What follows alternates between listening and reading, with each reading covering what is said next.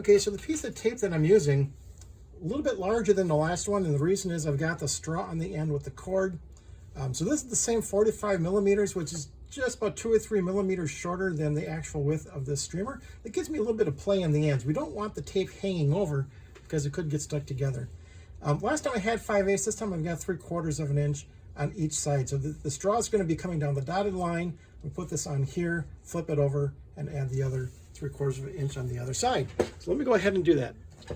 Okay, because this is 3/4 and the other one was 1/8, you can see that this part of the tape overlaps the other one and sticks onto the streamer. So not sticking just tape on tape, but the new piece of tape is oh boy, the new piece of tape is now stuck onto the streamer. You can see the cord is underneath here, and this is important because now the cord is going to be held very tightly by the tape once I wrap this around to the other side. So I flip this over, and you can see we have the cord running along here, and here's the rest of the piece of tape. I'm just going to flip this over, stick it down, but you can see this piece is longer than the original piece that was on here. This was part of the 5/8, this is now 3/4. This is going to overlap, it's going to overlap the tape, and it's going to stick farther down onto the actual streamer itself. This is going to be an extremely snug fit. What's also nice is that the cord is against itself, and the Kevlar is unlikely to break itself at a 300-pound cord.